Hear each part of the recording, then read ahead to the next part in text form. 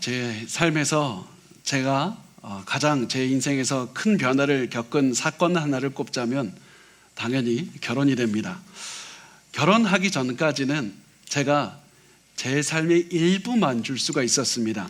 학교를 다녀도 학교에 일부 시간을 주고 나머지 시간은 제가 학교와 상관없이 살 수 있었습니다. 일을 해도 일의 일부 시간은 일에 쏟고 나머지 시간은 제가 원하는 대로 살 수가 있었습니다. 그런데 결혼은 그렇게 할 수가 없었습니다. 결혼을 한 후에는 제 삶 전체가 바뀌어져야만 됐고 24시간을 남편이라는 그런 타이틀을 가지고 계속해서 살아야만 됐습니다. 그런데 그 이후에, 결혼 이후에 또다시 제 인생에 굉장히 중요한 일이 발생을 하는데 그 아이가 태어난 겁니다. 아이가 태어난 다음에는 시간을 일부만 아이의 아버지로 사는 것이 아니라 24시간을 7일 내내 아버지라는 이름으로 살았어야만 됐습니다. 내가 집에 있을 때뿐만 아니라 집 밖에 있든지 잠을 자던 때이든지 항상 아버지라는 이름으로 살았어야만 됐습니다. 그래서 아이가 태어난 것, 제 인생 전체를 바꾸는 사건이었습니다. 그런데 제가 결혼한 것이나 아이가 태어난 것이나 그것보다 훨씬 더 중요하게 제 인생을 바꾸는 사건이 벌어지는데 그게 무엇이냐면 제가 예수를 믿는 사건입니다. 제가 예수를 믿는다는 것은 단순히 그냥 죽어서 천국에 가는 그것만 변하는 것이 아니라 일주일에 일요일 한 번 교회 오는 그때만 변하는 것이 아니라 얘가 예수를 믿고 그리스도인이 되는 그 순간 제 인생 전체가 변한 것이고 일주일에 7일 24시간이 변하게 되는 겁니다. 그리스도인이 된다는 것은 제 인생 모든 시간을 다 바꿀 수밖에 없는 겁니다. 그래서 우리가 예수를 믿는다는 것은 단순히 우리가 일부만 변하는 것이 아니라 우리 인생 전체가 인생의 방향이 새롭게 변하고 인생의 모든 시간 쏟는 것들이 다 변하게 돼서 새로운 인생을 살게 된다는 그 사실을 우리가 기억하시기 바랍니다. 근래에 예수를 믿게 된 한 사람이 있었습니다. 그 사람에게 목회자가 이렇게 질문을 했습니다.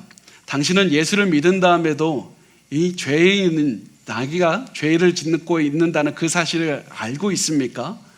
그 말을 듣자 이 사람은 대답합니다. 네, 저는 예수님을 믿은 다음에 제가 얼마나 큰 죄인인지 깨닫고 살고 있습니다. 저는 계속해서 죄를 지어도 그 죄가 더 크게 느껴지고 있습니다. 그 이야기를 듣자 목회자는 이렇게 묻습니다. 그렇다면 예수를 믿기 전과 믿은 다음이 뭐가 다릅니까? 그러자 이 사람은 이렇게 대답합니다. 저도 자세하게는 말을 모르고 제가 어떻게 설명해야 될지는 잘 모르겠지만 확실한 것은 저는 예수를 믿기 전에는 죄를 향해서 달려갔다면 예수를 믿은 다음 우리가 구원을 받은 다음에는 저는 죄로부터 멀어지기 위해 달려가고 있다는 그 사실이 달라졌습니다. 그리고 이것이 바로 우리가 예수 믿은 사람의 모습이라는 겁니다. 예수를 믿고 변화를 받은 사람은 예전에는 죄를 향해서 달렸지만 이제는 죄로부터 멀어지기 위해 달려가고 있습니다. 죄를 계속해서 우리가 예수를 믿어도 죄를 짓고 여전히 완벽하지 못한 모습으로 살아가지만 이제부터는 그 살아가는 방향이 달라져서 인생이 전혀 다른 삶을 살게 돼서 죄로부터 멀어지기 위해 달려가는 삶을 살게 된다는 사실입니다. 그래서 예수를 믿은 다음에는 전혀 다른 인생을 살아가게 됩니다. 그렇다면 예수를 믿으면 구체적으로 우리 인생이 어떻게 달라져야 되는가? 우리가 예수를 믿은 다음에 어떻게 달라진 인생을 살아가는가? 그 질문에 대한 대답이 오늘 우리 본문에 바울이 말씀을 하고 있습니다. 우리의 인생은 어떻게 달라지고 있는지 우리가 하나씩 살펴보도록 하겠습니다. 에베소서 4장 25절 말씀 우리가 같이 한번 읽어보겠습니다. 시작. 그런즉 거짓을 버리고 각각 그 이웃과 더불어 참된 것을 말하라. 이는 우리가 서로 지체가 됩니다. 자, 가장 먼저 바울이 우리가 예수 믿고 변화되어야 되는 거, 가장 바뀌어야 되는 첫 번째 모습을 거짓말이라고 말을 합니다. 절대 우리가 거짓말을 해서는 안 된다고 말씀을 합니다. 단순히 거짓말을 하지 않는 것에서 그치지 않고 적극적으로 진실을 말해야 된다는 겁니다. 특히 바울이 거짓말을 가장 먼저 말한 이유가 무엇이냐면 단순히 우리 자신을 위해서뿐만 아니라 그 거짓말을 듣는 대상 때문에 그렇습니다. 거짓말을 듣는 대상이 우리가 사랑해야 되는 이웃이기 때문만이 아니라 우리 교회 공동체의 지체들이기 때문에 절대로 거짓말을 해서는 안 된다. 우리가 한 몸이기 때문에 거짓말을 절대로 해서는 안 되고 진리만을 말해야 된다고 말을 합니다. 우리가 이웃이라는 것, 그리고 공동체라는 것과 거짓말을 하는 것, 그게 무슨 차이가 있습니까? 무슨 상관이 있습니까? 잘 보면 우리가 서로에게 거짓말을 하는 순간 신뢰는 깨어져 버리고 맙니다. 공동체는 신뢰가 깨어진 상태에서는 절대로 이루어질 수가 없습니다. 신뢰가 깨진 상대와 사랑할 수 없고, 신뢰가 깨어진 상대와 진실된 관계를 맺을 수가 없습니다. 그래서 아무리 세상 문화가 거짓말을 해도 괜찮다고 말을 한다 할지라도, 우리가 예수 믿기 전에는 거짓말을 하는 것이 너무나도 당연하게 했다고 할지라도, 이제는 예수를 믿은 다음부터는 절대로 거짓말을 해서는 안 된다, 절대 거짓말을 하지 말라고 바울은 말씀을 합니다. 거기에다가 우리가 해서는 안 되는 거짓말에 하얀 거짓말도 포함이 됩니다. 우리가 보통 말하는 좋은 의도로 한 거짓말, 좋은 거짓말, 내가 좋은 의도로 말했으니까 이거 좋은 거짓말이고 이거 해도 되지 않습니까? 보통 많이 이렇게 말씀을 하시지만 예수 안에는 하얀 거짓말이란 존재하지 않습니다. 예수 안에서는 목적이 수단을 정당화할 수가 없습니다. 그래서 우리가 아무리 좋은 목적을 위해서 거짓말을 했어도 여전히 거짓말은 거짓말이고, 하나님은 여전히 진리의 하나님이신 겁니다. 하나님은 상황에 따라서 말씀을 지켜도 되고 지키지 않아도 된다, 이렇게 말씀하신 적이 없습니다. 우리는 진리의 하나님을 따라서 거짓말은 절대로 말하지 말고 진리만 말해야 된다는 그 간단한 원칙을 계속해서 지키면서 사셨으면 좋겠습니다. 이것이 바로 우리가 예수를 믿을 때 변하는 첫 번째 삶의 모습이 됩니다. 그렇게 말한 다음에 바울은 우리가 예수를 믿은 우리에게 일어나야 되는 두 번째 변화에 대해서 말씀을 하는데, 그것은 분노에 관한 말씀입니다. 우리 에베소서 4장 26절과 27절 우리 같이 읽어보겠습니다. 시작. 분을 내어도 죄를 짓지 말며 해가 지도록 분을 품지 말고 마귀에게 틈을 주지 말라. 자, 이 분을 내어도 죄를 짓지 말라, 이 말씀의 전제가 무엇이냐면 우리가 화를 내도 괜찮을 때가 있다는 겁니다. 분을 내도, 분노를 해도 정당하게 분노를 낼 때가 있다는 겁니다. 분노가 항상, 화낸다고 항상 죄가 아니라 분노를 내는 게 옳을 때가 있다는 겁니다. 그러면 언제 정당하게 화를 낼 수 있습니까? 당연히 살인이나 성폭행이나 사기 같은 그런 범죄를 볼 때 분노하게 됩니다. 또 도덕적으로 깨끗하지 않은 것들을 볼 때 분노하게 됩니다. 거기서 그치지 않고 거룩하지 못한 것, 하나님을 거부하고 하나님을 모욕하는 그런 것들을 볼 때도 우리는 분노하게 됩니다. 자, 악한 범죄가 일어날 때뿐만 아니라 하나님의 계명을 어길 때, 거룩하지 않은 것들을 볼 때도 우리는 분노해야 되고 화나는 게 당연한 겁니다. 우리가 만약에 잘못된 것들을 보고 분노하지 않는다면 당연히 범죄가 일어나는 것들을 보고 분노하게 되지만, 하나님의 말씀을 어기고 사람들이 하나님을 업신여기는 것을 보면서도, 하나님의 계명을 지키지 않는 것을 보면서도 분노하지 않는다면 우리는 다시 한번 우리의 삶을 돌아봐야만 됩니다. 왜냐하면 우리가 그것을 통해서 우리의 삶이 전혀 성숙되지 않았다, 우리는 계속해서 영적으로 깨어있지 않다는 사실을 보여주고 있기 때문입니다.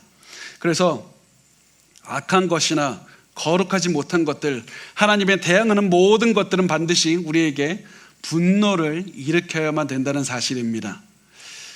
이렇게 우리가 우리의 삶에 분노해야 될 때 분노하지 않는 것을 보면 우리의 부족함을 잘 드러냅니다. 그런데 우리의 삶에 더 크게 자주 문제가 생기는 이유가 뭐냐면 분노를 잘못 표출하기 때문입니다. 분노를 하지 않을 때가 아니라 분노는 하는데 그 분노를 잘못 표출할 때 우리가 그것 때문에 죄를 짓게 되고 문제가 생기게 됩니다. 그래서 바울은 이렇게 말을 합니다. 아무리 너가 정당하게 화를 내도 죄를 지으면 안 되는 것이다. 화를 내는 것이 당연한 그때에도 너는 죄를 짓지 않도록 반드시 조심해야 된다. 왜냐하면 화를 낼 때가 죄를 짓기에 가장 좋은 환경이 될 수 있기 때문이다. 화를 낼 때가 죄를 짓기에 최적의 상황이 될 수도 있다는 겁니다. 화를 낼 때 우리가 어떤 죄를 짓게 됩니까? 화를 낼 때 저 사람이 나에게 잘못한 그 사람을 보면서 우리가 이렇게 생각할 수가 있습니다. 내가 저 사람보다는 내가 잘 산다. 내가 나를 화나게 하는 저 사람보다는 내가 깨끗하고 저 사람보다는 내가 거룩하다고 말하면서 나도 모르게 교만의 마음을 갖게 할 수 있습니다. 게다가 우리를 분노를 일으키는 사람에게 증오심이 생길 수 있습니다. 복수하고 싶은 마음이 들 수 있습니다. 절대로 용서하지 않겠다라는 그런 마음이 들 수 있습니다. 그래서 이런 마음 때문에 분노할 때 죄에 우리가 쉽게 노출이 된다는 사실입니다. 그래서 우리가 화가 날 때는 반드시 죄를 짓지 않도록 굉장히 조심을 해야 됩니다. 그래서 바울은 우리에게 말합니다. 화가 날 때 마귀에게 틈을 주지 않도록 조심하라. 마귀에게 틈을 주지 않도록 조심하라. 마귀에게 틈을 준다는 말에서 틈이라는 말은 헬라어로 보면은 이 장소라는 뜻입니다. 그래서 마귀에게 장소를 주어서는 안 된다. 다시 말하면 마귀가 우리의 삶에 영향을 줄 수 있는 공간을 마련해 준다는 의미입니다. 화가 날 때 제대로 대처하지 않으면 그 공간을 마귀가 사용해서 우리에게 영향력을 끼쳐서 우리에게 온갖 죄를 저지를 수 있도록 영향을 줄 수 있으니까 반드시 조심하라. 그렇게 말을 합니다. 그러면 우리가 화가 날 때 어떻게 행동해야 되는가? 화가 날 때 도대체 그럼 어떻게 대처해야 되는가? 바울은 우리에게 분노가 죄로 이어지지 않을 수 있는 현실적인 방법을 알려주는데 그게 무엇이냐면 해가 지도록 분을 품지 않는 겁니다. 해가 지도록 분을 품지 않는 것. 잠자리에 들기 전에 분노하는 마음을 반드시 풀어야 된다는 겁니다. 이게 굉장히 중요합니다. 여러분 반드시 이 마음을 가지셔야만 됩니다. 그리고 우리가 분노하는 이 순간부터 나도 모르게 화가 나는 그 순간부터 이 생각을 해야 됩니다. 어떻게 하면 이 분노를 해가 지기 전에 풀 수 있을까? 어떻게 해야 이 분노를 빨리 해결해서 마귀에게 틈을 주지 않을 수 있을까? 이렇게 계속해서 우리에게 얻는 유익이 뭡니까? 우리가 이 죄에 대해서 분노에 대해서 적극적으로 대처하게 만든다는 겁니다. 어떻게 하면 내가 오늘 이 분노를 해결해서 죄까지 가지 않을 수 있을까? 이렇게 해서 계속해서 적극적으로 분노에 대처할 수 있도록 만드는 것이 바로 바울이 주는 우리에게 그 방법이 됩니다. 지금 이 말씀을 듣는 분 중에서는 오랫동안 분노를 품고 있는 분도 있을 겁니다. 몇 달 동안 분노가 있을 수도 있고 몇 년째 아니면 몇십 년 동안 그 분노를 가지고 있는 분도 있을 겁니다. 나는 이 말씀을 듣지만 절대로 나 그 사람 용서할 수 없고 나 계속해서 그 사람을 굉장히 나에게 화를 낸 그 사람을 용서하지 않을 겁니다. 거부하고 있는 분도 있을 겁니다. 하나님, 내가 그 사람 때문에 상처받았습니다. 나 너무 화가 납니다. 나 그래서 하나님의 위로가 필요하다고 기도하는 분들도 있을 겁니다. 만약에 그런 분들이 있으면 잘 들으시기 바랍니다. 하나님께서 우리에게 알려주시는 우리의 마음에 상처를 치유하고 하나님의 위로를 체험하는 가장 좋은 방법이 무엇이냐면 오늘이 가기 전에 그 모든 분노를 없애고 그 사람을 용서하는 겁니다. 우리가 하나님의 말씀에 순종해서 용서하고 화해하기를 원하시는 겁니다. 우리가 말씀을 따라서 분노를 버리고 용서하는 순간 하나님의 위로를 체험하고 하나님의 회복을 체험하고 하나님의 크신 은혜를 체험하는 그 순간이 바로 찾아온다는 사실입니다. 그래서 우리가 가장 하나님의 크신 위로를 체험하는 것이 바로 하나님의 말씀에 순종해서 분노를 다 내어버리는 순간이라는 사실입니다. 물론 우리가 용서한다고 해서 갑자기 그 사람과의 관계가 회복되지 않을 수도 있습니다. 그 서로의 관계가 회복되기 위해서는 오랜 시간이 걸릴 수도 있습니다. 그렇다고 해서 하나님께서는 오랫동안 용서하지 말라고 말씀하신 적이 없습니다.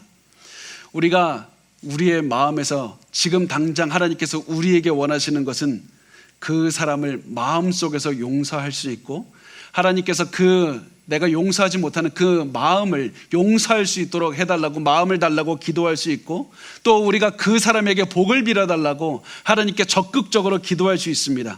그래서 우리가 분노를 느끼는 그날이 있습니까? 그러면 그 분노를 해결하기 위해서 반드시 기도하고 우리의 분노를 반드시 내어버려야 하나님께서 주시는 많은 복과 많은 은혜를 체험할 수 있다는 사실을 기억하시기 바랍니다. 그렇게 해서 우리가 마귀에게 틈을 주지 않을 수 있을 뿐만 아니라 하나님의 많은 복과 은혜를 체험할 수 있다는 사실입니다.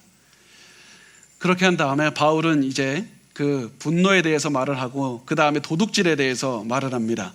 우리 에베소서 4장 28절 말씀 우리 같이 읽겠습니다. 시작. 도둑질하는 자는 다시 도둑질하지 말고 돌이켜 가난한 자에게 구제할 수 있도록 자기 손으로 수고하여 선한 일을 하라. 자, 이 말씀이 너무나도 놀라운 이유가 무엇이냐면 바울이 도둑질하지 말라는 말을 성도들에게 하고 있기 때문입니다. 성도들 가운데 도둑질하고 있는 사람들이 있다는 사실입니다. 그래서 도둑질 그만하라고 말을 합니다. 어떻게 교회 안에 도둑질하는 사람들이 있을 수가 있습니까? 그 말씀을 이해하기 위해서 바울의 당시의 상황을 한번 보면, 그 바울 당시에는 일용직 그 노동자들이 있었습니다. 그런데 그 사람들이 굉장히 많았는데 이 사람들은 아프거나 아니면 일자리를 구하지 못하면 그 하루 내내 그냥 굶을 수밖에 없는 그런 상황이었습니다.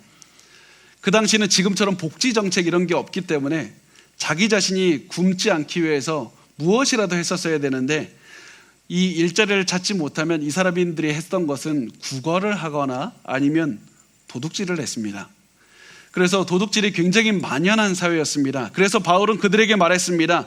돈이 없으면 도둑질을 하지 말고 어떻게 해서든지 일자리를 찾아서 일을 하고 그만큼 일을 한 만큼 돈을 벌어서 그만큼 먹어야 된다. 먹을 것이 없으면 어떻게 해서든지 일을 해서 돈을 벌어야 된다고 말을 한 것이었습니다. 남의 것을 훔쳤던 사람들이 예수를 믿고 새 사람이 되는 그것이 바로 예수를 믿고 변화되는 첫 번째 가장 중요한 것이었고, 예수를 믿고 지금까지 도둑질하면서 살았던 사람들이 이제는 자신의 노력으로 번 돈으로 먹고 살았던 것이 엄청난 예수를 믿고 변화가 되었던 것이었습니다. 이렇게 일해서 먹고 사는 것이 하나님께서 하나님의 백성들에게 주신 삶의 가장 중요한 원리가 됩니다. 누구든지 자기가 일을 해서 자기가 먹을 것을 해결하는 것이 하나님께서 주신 뜻입니다. 일을 안 한 사람에게 직접 돈을 주는 것은 하나님의 그 원칙이 아니라 누구든지 자기가 일할 수 있는 만큼 일을 해서 먹을 것을 구하는 것이 성경의 원칙이라는 사실입니다. 그리고 이것은 갑자기 신약시대에 바울을 통해서 주신 그 은혜가 아니라 성경의 구약을 통해서부터 하나님께서 말씀하셨던 원리가 됩니다. 레위기서 23장 22절에는 이렇게 말씀을 합니다. 너희 땅에 곡물을 벨 때에 밭 모퉁이까지 다 베지 말며 떨어진 것을 줍지 말고 그것을 가난한 자와 거류민을 위하여 남겨두라. 나는 너희의 하나님 여호와이니라. 가난한 자들과 소외된 자들이 있다면 너희가 직접 수확해서 그들이 힘드니까 너희가 수확해서 직접 그들에게 먹을 것을 주라 이렇게 말씀하지 않습니다. 아무리 가난한 사람들이 있고 소외된 사람들이 있어도, 아무리 힘든 사람들이 있어도 그들이 직접 일해서 먹을 수 있도록 일할 수 있는 공간을 남겨두라는 겁니다. 그래서 그들이 필요할 때, 자기가 원할 때 와서 일을 해서 가져갈 수 있도록 그들을 배려하라는 겁니다.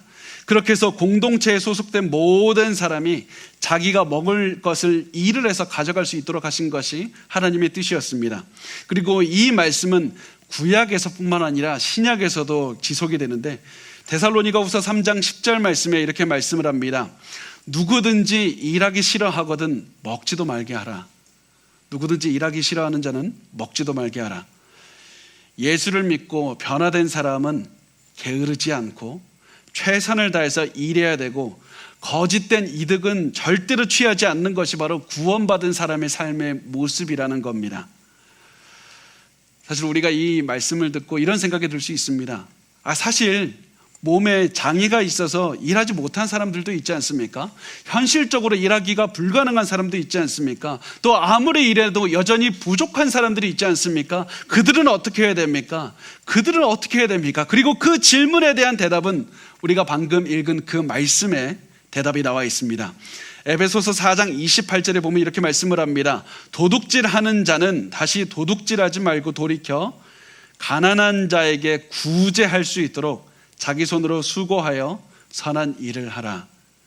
가난한 자를 구제하기 위해서 일을 하라는 겁니다. 너 자신만을 위해서 일하지 말고 일하는 목적이 공동체를 세우기 위해서, 공동체에 더 많은 기여를 하기 위해서 일을 해야 된다. 가난하고 물질적인 도움이 필요한 사람들을 돕기 위해서 열심히 일해야 되고 이윤을 남기라는 겁니다. 내가 돈을 벌고 성공하는 이유가 더 좋은 집에 살고 더 좋은 차를 몰고 내가 더 좋은 곳에 여행을 하기 위해서가 아니라 너희의 손으로 가난한 자들을 구제하기 위해서 열심히 일하고 돈을 많이 벌고 성공해야 된다, 이 말씀을 하고 있습니다. 그리고 이것이 바로 그리스도인들이 돈을 버는 목적이 되고 예수님을 믿고 생긴 큰 변화가 됩니다. 그 다음에 바울은 그리스도인들에게 반드시 어떤 변화가 와야 되냐면 말이 변해야 된다고 말씀을 합니다. 에베소서 4장 29절 말씀 우리 같이 읽겠습니다. 시작. 무릇 더러운 말은 너희 입 밖에도 내지 말고 오직 덕을 세우는데 소용되는 대로 선한 말을 하여 듣는 자들에게 은혜를 끼치게 하라. 자, 바울은 그리스도인들은 절대 더러운 말은 하면 안 된다. 더러운 말은 하면 안 된다. 자, 이제 더러운 말이 그럼 도대체 무엇인가 보면, 더러운 말에서 더러운, 이 더럽다라는 말을 표현하는 그리스어가 사프로스라는 이 단어인데요, 사프로스라는 이 단어가 썩어서 악취가 나는 것을 말합니다. 생선이 썩은 생선, 썩은 과일, 그래서 악취가 나는 것이 이 바로 사프로스, 그래서 냄새만 맡아도 구역질 나게 만드는 것이 이 썩은 겁니다. 그렇다면 이제 더러운 말이 무엇인가 보면, 자, 우리가 보면 썩은 과일이 있을 때 썩은 과일 주변에 다른 과일들도 있으면 같이 썩지 않습니까? 더러운 말은 그 사람의 말 때문에 주변에 있는 사람들을 무너뜨리는 말이 더러운 말인 겁니다. 상대방을 세워주고 위로해주고 격려해주는 말을 해야 되는데 상대방의 약점을 드러내고 상대방에 대한 악한 소문을 내고 상대방의 신앙을 무너뜨리는 말이 더러운 말이고 썩은 말이 됩니다. 그래서 우리 그리스도인들은 더러운 말이 아니라 다른 사람의 덕을 세우고 성장시키고 힘을 주는 그런 말을 해야 된다. 예수를 믿고 나서는 우리의 언어가 바뀌어야 된다. 그래서 바울은 말합니다. 우리는 듣는 사람들에게 은혜를 끼치는 말을 해야 된다. 은혜를 끼친다는 말은 은혜를 주는 말, 은혜를 전달하는 말이라는 의미가 됩니다. 하나님께서 우리에게 주신 그 은혜를 체험하고 은혜를 전달하는 말이라는 겁니다. 아무런 자격이 없는 우리를 사랑해 주시고 용서해 주신 하나님의 은혜를 다른 사람에게 전달하는 그런 말이 됩니다. 그래서 우리는 이 말씀을 보면서 우리 입에서 두 가지 말이 나올 수 있다는 것을 우리가 방금 들었습니다. 첫 번째는 더러운 말이 나올 수 있고 은혜를 전달하는 말이 나올 수 있습니다. 더러운 말이 나서 우리 주변에 있는 사람들을, 그들을, 우리의 가정과 교회 전체를 더러운 말로, 썩는 말로 전염시킬 수도 있고, 선한 말, 은혜를 전달하는 말로 우리 주변 사람들을 은혜로 가득 채울 수도 있습니다. 자, 그래서 이것을 우리가 한번 지금 생각해 보셨으면 좋겠습니다. 여러분의 가정은 지금 무엇으로 가득 채워져 있습니까?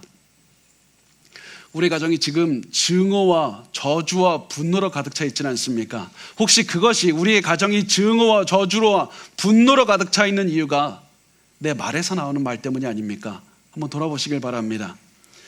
내 입에서 선한 말을 통해서 은혜를 전달할 수 있고 은혜로 가득 내 가정을 채울 수 있음에도 불구하고 썩은 말, 더러운 말로 우리 주변을 가득 채웠기 때문은 아닙니까? 무슨 문제가 생겼을 때 이 모든 일은 너 때문이라고, 너가 약점 때문에, 너의 이 약한 때문에 생겼다고 공격했기 때문에 생기는 것은 아닙니까? 우리는 우리가 하는 말로 우리 주변의 사람들의 삶을 변화시킬 수 있고 우리 주변의 사람들의 그 마음도 변화시킬 수 있고 우리의 가정과 우리 교회 공동체도 변화시킬 수 있다는 사실을 반드시 기억하셨으면 좋겠습니다. 우리의 말을 통해서 썩은 거를 줄 수도 있고 은혜도 줄 수 있다는 겁니다. 여러분은 지금 가장 사랑하는 아내와 남편에게, 자녀들에게, 부모님들에게, 그리고 순원들에게 무엇을 주고 있습니까? 여러분의 입에서 나오는 말을 통해서 우리 주변 사람들의 삶은 엄청나게 변화가 된다는 사실을 기억하시기 바랍니다. 제가 만화를 잘 보진 않는데 디즈니 만화를 보면 밤비라는 만화가 있습니다. 그 만화에서 토끼가 이런 말을 합니다. 좋은 말을 할 수 없으면 아무 말도 하지 마. 좋은 말을 할 수 없으면 아무 말도 하지 마. 만화에 나오는 토끼도 알고 실천하는 겁니다. 우리가 절대로 상대방을 세우지 못하는 말은 하시지 않으시길 바랍니다. 우리가 해야 되는 말은 우리가 하나님께 받은 은혜를 나누어 주는 말로 여러분의 주변 사람들을 가득 채워야만 됩니다. 이 간단한 하나만 실천해도 여러분의 가족과 교회를 마귀의 악한 영향으로부터 지킬 수가 있다는 사실입니다. 바울은 이렇게 말에 대해서 말을 한 다음에 구원받은 우리가 죄를 피하고 선을 따르며 사는 이유에 대해서 우리가 왜 이렇게 사는가, 우리의 동기부여가 무엇인가, 거기에 대해서 말씀을 하는데 그게 에베소서 4장 30절 말씀이 됩니다. 우리 같이 읽어보겠습니다. 시작.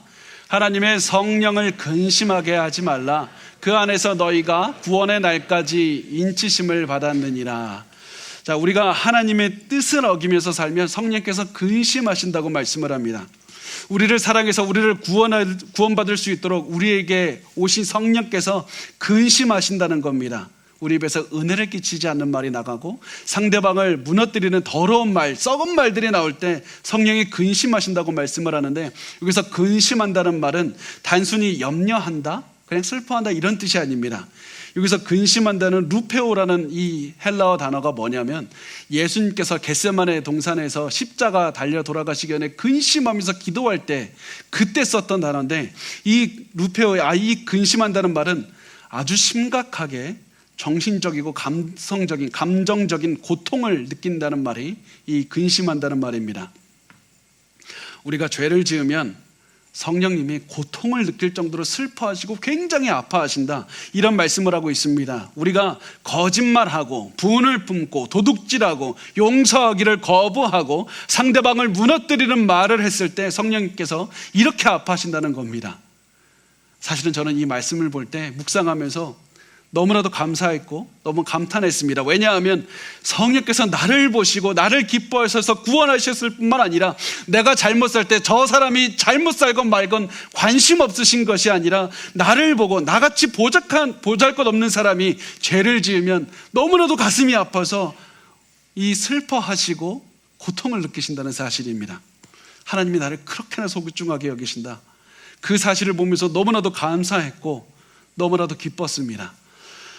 여러분, 우리가 우리를 사랑하고 믿어주는 가족만 있어도 그 가족만 생각해도 열심히 살아가려고 노력합니다. 하물며 우리를 이렇게 사랑하시는 하나님께서 우리를 바라보고 계시는데 우리가 그 하나님을 위해서 더욱더 열심히 살아야 되지 않겠습니까? 죄로부터 도망가야 되지 않겠습니까? 우리의 입이 은혜의 말로 가득 채워야 되지 않겠습니까?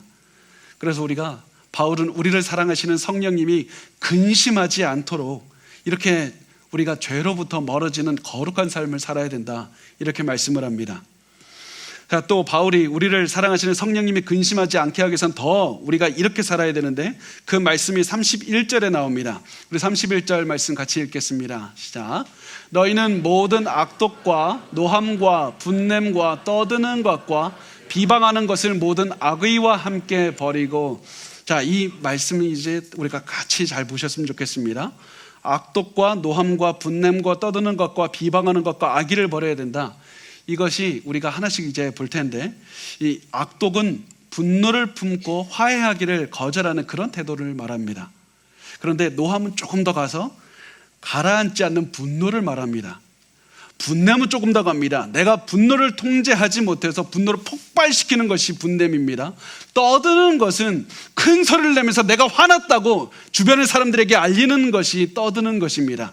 비방하는 것이 무엇이냐면 나를 화나게 한 그 사람에 대해서 나쁜 소문을 퍼뜨리고 다니는 것이, 그래서 그 사람의 평판을 깎아내리는 것이 비방하는 것이고, 악의는 악한 의도를 가지고 행동해서 상대방에게 직접적으로 해를 가하는 것이 악의가 됩니다.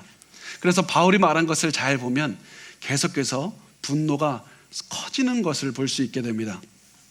처음에 이 분노가 내 마음속에만 있지만 계속해서 커져서 폭발하게 되고 소리 지르게 되고 소문내게 되고 상대방에게 직접적으로 해를 가하게 되는 것까지 나아가는 겁니다. 이것이 바로 바울이 보여주고 있는 것은 무엇이냐면 죄의 속성이다. 죄는 절대로 그 상태로 남아있지 않고 계속해서 커져서 폭발하게 만들고, 이것이 바로 성령을 근심하게 하는 행동이다. 누구보다 너를 사랑하고 너를 구원하신 성령님을 슬프게 해서는 안 되기 때문에 이런 모든 작은 분노라도 작은 죄도 절대로 경시하지 말고 작은 죄도 민감하게 반드시 제거해야만 된다. 그것을 바울은 말씀을 하고 있습니다. 그렇다면 우리는 성령을 근심하지 않게 하기 위해서 어떻게 살아야 되는가? 우리 마지막으로 에베소서 4장 32절 우리 같이 읽겠습니다. 시작. 서로 친절하게 하며 불쌍히 여기며 서로 용서하기를 하나님이 그리스도 안에서 너희를 용서하심과 같이 하라. 자, 친절하게 대하고 불쌍하게 여기고 서로 용서해 주라고 말씀을 합니다. 자, 이 말을 듣고 사실은 많은 분들이 이렇게 말씀할 겁니다. 나도 그렇게 하고 싶습니다. 나도 분노하고 싶지 않고 친절하게 대하고 불쌍하게 대하고 용서해주고 나도 그런 마음만 갖고 싶습니다. 그런데 어떻게 해야지 그렇게 할 수 있습니까? 나도 친절하게 대하고 불쌍하게 여기고 용서해주고 싶은 그런 마음이 들려면 어떻게 해야 됩니까? 내가 지금까지 다 실패했습니다. 어떻게 해야 됩니까? 우리가 실패했던 이유는 우리의 것을 주려고 했고 하나님께 받은 것을 전달하려고 하지 않았기 때문입니다. 우리가 우리의 가지고 있는 나의 친절함을 주려고 했고 나의 불쌍히 여김을 주려고 했고 나의 용서를 주려고 했기 때문에 실패한 것이었습니다. 우리가 성공하기 위해서 성령을 근심하지 않게 하기 위해서 무엇을 해야 되냐면 하나님께서 우리를 친절하게 대해주셨고 하나님이 우리를 불쌍하게 여겨주셨고 하나님이 우리를 용서해 주셨다는 사실을 체험하고 또 체험하고 그 체험한 것을 나눠주고 전달하는 역할에 머물 때 우리는 여기에서 실패하지 않고 성공할 수 있다는 사실입니다. 우리가 받은 하나님의 친절함과 불쌍히 여겨주심과 용서를 전달해야만 된다는 사실입니다. 그래서 바울은 이렇게 말합니다. 서로 용서하기를 하나님이 그리스도 안에서 너희를 용서하심과 같이 하라. 너희가 하나님 안에서 누린 그 용서를 바로 다른 사람에게 전달하라. 우리는 하나님께 받은 것을 전달할 뿐인 것입니다. 이렇게 하나님께 받은 대로 베풀면서 사는 것이 그리스도 안에서 살아가는 새로운 삶의 모습이 됩니다. 우리가 지금까지 나눈 그 말씀을 잘 생각해 보면 한 가지를 우리가 깨달을 수 있는데 그게 뭐냐면 우리에게 하나님께서 대단한 것을 요구하는 것이 아니라는 사실입니다. 성경은 우리에게 성령님을 기쁘게 하기 위해서 너희가 엄청난 기적을 행해야 된다 이렇게 말씀하지 않습니다. 평범함 속에서 우리가 할 수 있는 가장 평범한 것들에서 최선을 다해서 살아가라. 평범한 사람들이 평범한 일상 속에서 하나님을 위해서 살아가는 것, 그러면 하나님께서는 우리의 평범한 것들을 가지고 하나님이 원하시는 새로운 삶을 살 수 있도록 너희를 이끌 것이다 이렇게 말씀을 하고 있습니다. 한 오래전에 인도에 한 거지가 살고 있었습니다. 그 사람이 굉장히 가난한 지역에서 살고 있었기 때문에, 그리고 그 지역에서도 그 사람은 가장 가난한 사람이었는데 그 사람은 맨날 했던 것이 먼지가 가득한 그런 길거리에서 엎드려서 이 구걸을 하는 것이었습니다. 워낙 가난한 지역이라서 이 사람이 아무리 구걸을 해도 넉넉하게 받아갈 수 있는 날은 단 하나도 없었습니다. 어느 날 오후에 하루가 저물어 갈 때쯤에 보니까 이 사람이 동냥한 그 그릇을 보니까 뭐가 남아있나 보니까 쌀이 딱 8돌 있었습니다. 그래서 이거를 보니까 몸에 힘이 빠졌습니다. 내가 하루 종일 구걸을 했는데 얻은 게 쌀 8톨이다. 내가 이걸 가지고 어떻게 살 수 있을까? 그런 생각을 하고 있을 때 이 사람의 귀에 멀리서 이상한 소리가 들립니다. 그래서 고개를 들어서 보니까 저 어디서 큰 행렬이 지나가는데 그게 잘 보니까 왕자가 지나가는 행렬이었습니다. 왕자가 큰 코끼리를 타고 이렇게 지나가고 있었던 겁니다. 이 사람은 가만히 있으면 내가 굶어 죽기밖에 더 할까? 차라리 내가 저 사람에게 도움을 구하자 이런 마음으로 소리를 지르기 시작합니다. 저 좀 도와주십시오. 저 좀 도와주세요. 제가 먹을 것이 없습니다. 그렇게 소리를 지르니까 그 소리를 듣고 왕자가 옆에 있는 사람에게 뭐라고 하는 것 같더니 행렬이 멈춰섰고 왕자가 코끼리에서 내려서 이 거지에게로 왔습니다. 그리고선 이렇게 말을 하는 겁니다. 너가 가지고 있는 쌀을 나에게 주렴. 이 사람은 이 말을 듣고 너무 어이도 없고 어떻게 말을 해야 될지 당황스러워서 자기도 모르게 이렇게 말을 했습니다. 저에게 쌀 8톨이 있으니까 4톨을 드리겠습니다. 왕자는 그 말을 듣고 쌀 4톨을 가져간 다음에 주머니에 넣더니 다시 코끼리에게로 돌아가서 행렬을 다시 시작해서 돌아갔습니다. 이 사람은 방금 자기에게 무슨 일이 일어났는지 너무 믿을 수가 없다는 마음으로 어안이 벙벙해서 있다가 자기도 모르게 동양 그릇을 쳐다봤습니다. 그랬더니 그 안에는 왕자가 가져간 쌀 4톨 대신에 순금 4덩어리가 놓여져 있었습니다. 그 금을 보고 거지는 이렇게 말하면서 후회를 했다고 합니다. 왕자에게 모든 것을 주었어야만 되는데, 왕자에게 모든 것을 주었어야만 되는데, 하나님께서는 우리에게 위대한 것을 요구하지 않았습니다. 우리가 하나님께 드릴 수 있는 것은 마치 이 거지가 왕자에게 드린 쌀 한 톨처럼 아무것도 아닐 겁니다. 하나님이 우리의 선한 것을 받아도 아무런 도움이 되지 않습니다. 우리가 평범한 일상 속에서 거짓말하지 않고 화내지 않고 도둑질하지 않고 선한 말을 하면서 사는 것이 하나님에게 아무런 이득이 되는 것이 아닙니다. 그럼에도 불구하고 하나님은 우리에게 이런 삶을 요구하십니다. 왜냐하면 하나님께서는 우리에게 이 죄를 이기고 선을 행하면서 살아갈 때 세상이 줄 수 없는 그 기쁨을 주시기를 원하기 때문입니다. 그리고 여러분은 그 순금보다 귀한 하나님과 동행하는 새로운 인생을 살아갈 수가 있기 때문입니다. 그리고 우리를 통해서 순금 덩어리보다 더 귀한 하나님의 용서와 은혜를 우리가 사랑하는 가족과 주변 사람들에게 나눠줄 수 있게 하시기 때문입니다. 여러분, 우리가 이제부터 하나님을 위해서 우리의 삶을 드리면서 살아갔으면 좋겠습니다. 우리가 가지고 있는 전부를 다해서 하나님을 위해서 살아가시기 바랍니다. 그러면 하나님께서 여러분에게 값진 그 어떤 것보다도 값진 하나님 자체와 동행하시는 그런 선물을 주실 겁니다. 언젠가 우리 모두 예수님 앞에 서는 날이 올 겁니다. 그때 우리가 예수님께 이렇게 말하면서 후회하지 않았으면 좋겠습니다.